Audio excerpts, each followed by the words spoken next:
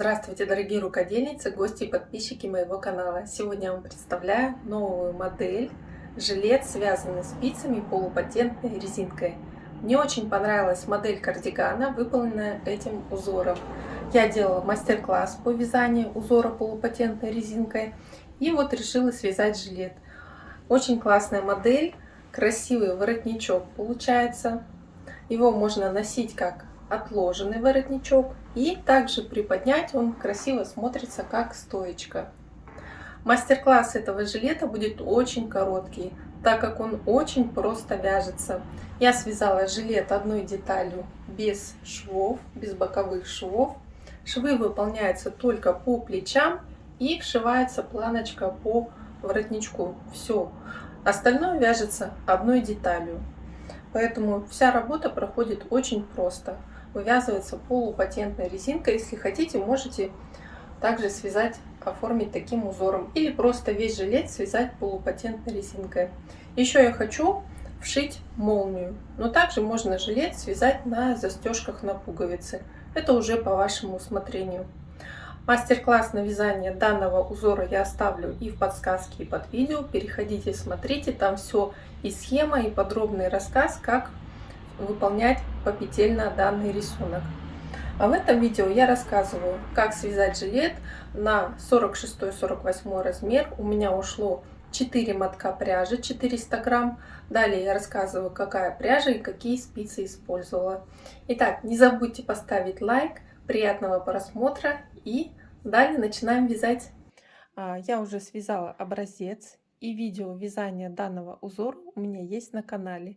Смотрите по ссылке в подсказке и под видео. Также есть описание данного кардигана, тоже по ссылке под видео. И представляю вам схему данного узора. Можете отскринить на экране или скачать по ссылке под видео. И сейчас я буду подробно рассказывать все свои расчеты, как начала вязать жилет. Я использую пряжу Alize Classic. Это стопроцентный акрил. Один моточек 100 грамм, 210 метров. И у меня спицы номер 5,5, круговые спицы. Конечно, обязательно вяжите вначале образец узора и рассчитывайте плотность вязания. Несмотря на то, что к понравившемуся мне кардигану есть описание, я все равно делаю всегда свои расчеты. Так как, вот, допустим, в описании плотность вязания в 10 сантиметрах составляет 14, по-моему, петель. Здесь у меня в 10 сантиметров получается одна полоса входит, то есть примерно 20 петель. На свой размер 46-48 я рассчитала, что мне необходимо набрать, чтобы связать вещь, то есть цельновязанная вещь, то есть и спинки, и полочки, 178 петель. Я не буду вязать жилет по описанию кардигана, так как я хочу вязать жилет без боковых швов. То есть и спинку, и полочки я буду вязать одной деталью до проем снизу вверх, а затем разделять на 3 детали: спинка и 2 полочки, и вязать уже отдельно до плечевых швов. Так у меня не будет боковых швов. Мне проще вязать изделие, то есть целиком, с большим количеством петель, но без швов. Мне так больше нравится. И я уже сделала начало вязания, то есть начала вязать, набрала петли и провязала низ полупатентной резинкой. Как я и говорила, я рассчитала, что мне необходимо набрать 178 петель, и это количество петель я подогнала под узор. Здесь в начале ряда смотрим, это лицевая сторона. В начале для планочки оставила 5 петель, то есть 1 кромочная петля и 4 петли для планочки. Далее у меня оставлено 20 петель для 2 полосок волн. Все отмечаю маркерами. Далее 3 петли между полочкой и спинкой. 3 петли буду вязать полупатентной резинкой просто. И далее по спинке у меня будет идти вот таких 4 полосы, 80 петель. Тоже отметила это маркером. Самая широкая часть получается спинка. После спинки вновь выделила 3 боковые петли полупатентной резинкой, буду просто вязать. И на второй полочке 40 петель для 2 полосок, и остается 5 петелек для второй планочки.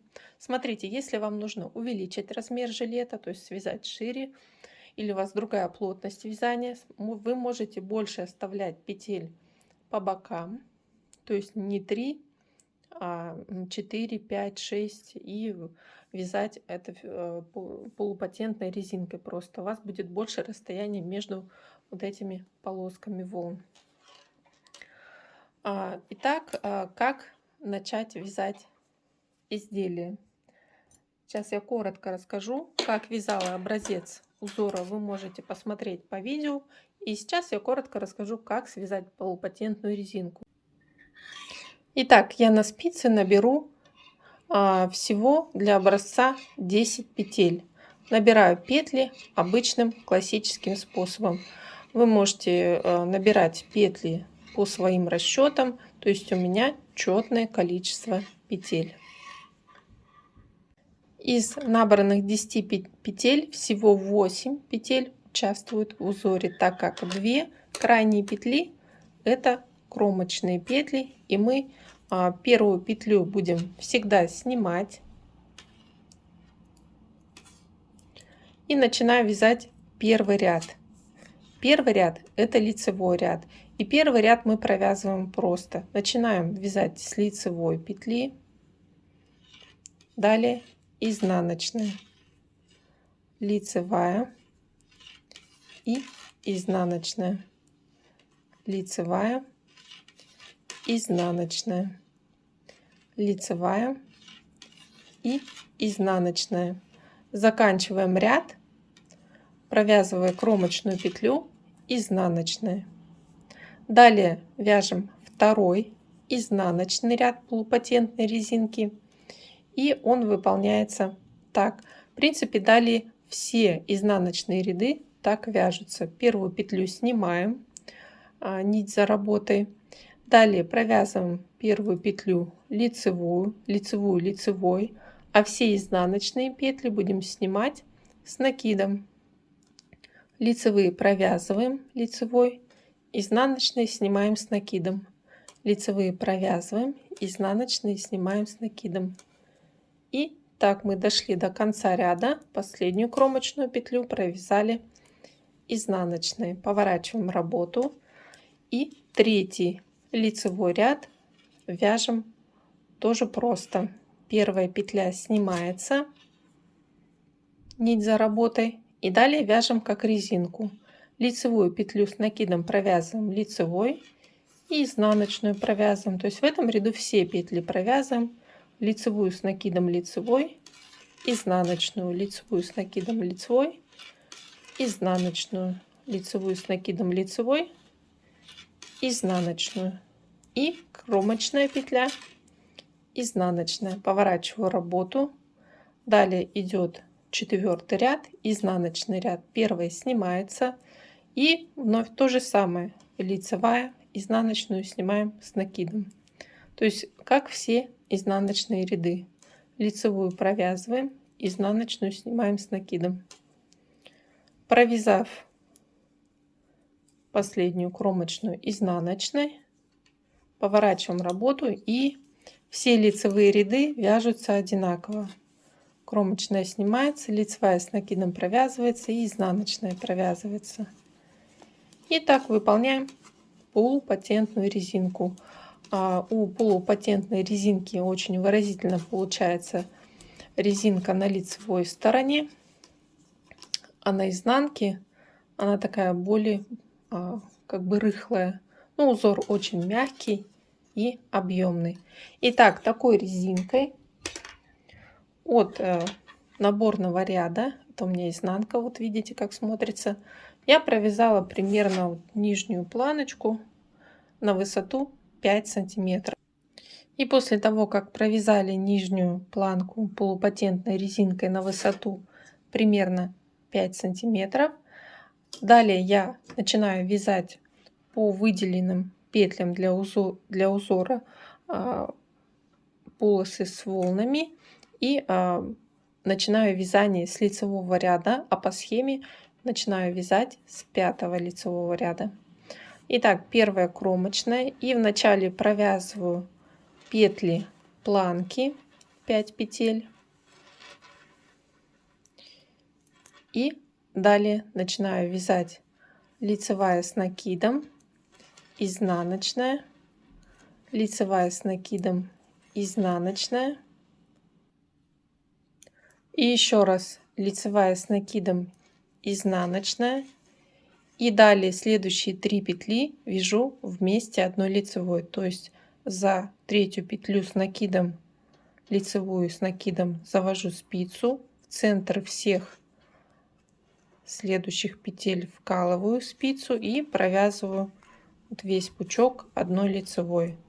Далее из следующей изнаночной петли вывязываем 3 петли изнаночную, вот нить рабочую перекидываем за вторую стеночку лицевую и обратно перекидываем изнаночную третью петлю. Вот центральная петля волны провязывается просто лицевая с накидом лицевой. После делаем сразу прибавление, из изнаночной вывязываем 3 петли, изнаночная, лицевая и изнаночная. И далее 3 петли вяжем вместе, но с наклоном в другую сторону. Для этого первую петлю лицевую с накидом снимаем. Далее 2 вместе провязываем лицевая с накидом и изнаночная одной лицевой. А затем снятую петлю перекидываем через провязанную. И далее вяжем изнаночная, лицевая с накидом, изнаночная, лицевая с накидом, и так до начала второй волны. Дорогие рукодельницы, я возвращаюсь к видео вязания своего жилета уже на стадии сборки. Посмотрите, жилет у меня связан одной деталью, то есть я сразу вязала спинку и полочки снизу вверх. И сейчас подробно расскажу все этапы вязания, что как выполняла, чтобы вы могли сориентироваться и связать вещь по своему размеру. Итак, я показывала в начале, как рассчитала петли, как начала вязать узор. И распределив петли маркерами, то есть отметив спинку, полочки и боковые петли, я начала вязать полотно вверх. И вот вы видите, одной деталью я вязала низ жилета на всю ширину до пройм, то есть вверх узором, который я показывала в образце. Красиво смотрится узор и украшает низ жилета. Итак, я вязала до пройм, и у меня высота получилась примерно 35 сантиметров, ну чуть больше в растянутом виде. Если вы хотите связать жилет длиннее, пожалуйста, вяжите больше. Здесь этот параметр как бы вы можете свободно изменять без всяких условий. Итак, после того, как вы свяжете жилет до пройм на нужную длину, далее разделяем все петли на 2 полочки, которые мы отделяли маркером петли, и спинку. И после уже вяжем эти детали вверх. Вначале я провязала спинку, петли спинки, и при этом я уже перешла просто на полупатентную резинку, не стала выполнять узор. Никаких убавлений по бокам для пройм я не делала, просто вязала вверх полупатентную резинку на высоту пройм примерно 16 сантиметров. Этот параметр вы тоже можете менять в зависимости от полноты рук, от полноты фигуры. То есть вы можете сделать и 20 сантиметров, и 30, смотря какой свободы вы хотите получить жилет. У меня, можно сказать, пройма впритык под руками заканчивается. Далее, после того, как я провязала проймы, я начала выполнять скос по плечам. И скосы по плечам я делала за счет убавлений с одной и второй стороны. убавляю минус 4 петли и с одной, и с другой при провязывании вот первого-второго ряда. Далее 3 раза по 3 петли убавляла по бокам и 1 раз по 2 петли и с одной, и с другой стороны убавила петли. Провязав этот заключительный ряд скос плеча, я закрыла все петли спинки. То есть здесь никакого выреза для горловины мы не выполняем. После того, как закрыли петли спинки, начинаем вывязывать полочки. В принципе, полочки вяжутся примерно так же, как и спинка. Единственное, здесь мы вывязываем еще планочку. То есть на ту же высоту полупатентной резинки вяжем полочку до высоты проймы и начинаем выполнять скос плеча. То есть тоже со стороны плеча минус, то есть мы со стороны планочки вяжем прямо полупатентную резинку, а со стороны плеча убавляем в первом ряду 4 петли, затем через ряд 3 раза по 3 петли и 2 петли. После закрываем все, не все петли, а закрываем петли до петель планки. Я для петель планки оставила 7 петель и вяжу еще только петли планки вверх на высоту 18 сантиметров. Высота 18 сантиметров, это вот получится вырез горловины по полочке, то есть половина полочки и половина выреза спинки. Я определила, что у меня вот вырез горловины примерно будет 18 сантиметров. Здесь он тоже никак не вывязывается, но затем будет оформляться вот этой связанной вверх полоской планки. И вторую полочку вяжем точно так же. Здесь, кстати, я жилет вязала без отверстий для пуговиц. Хотите, выполняйте отверстия для пуговиц. А я хочу потом вшить молнию. Теперь, когда у нас основная деталь жилета связана, необходимо его правильно сшить. И вначале сшиваем плечевые швы жилета. По плечам сшиваю жилет 16 сантиметров. То есть с одной стороны 16 сантиметров, с другой стороны 16 сантиметров. И по центру остается 18 сантиметров для оформления горловины. Соединяем полочку и спинку. По изнанке буду сшивать иголкой. И старайтесь совмещать вот эти вот полоски полупатентной резинки, чтобы они совпадали у вас и на полочке, и на спинке. И буду сшивать обычным матрасным швом. Итак, друзья, я сделала плечевые швы. И сейчас мне осталось вшить вот связанные планочки и оформить вырез горловины.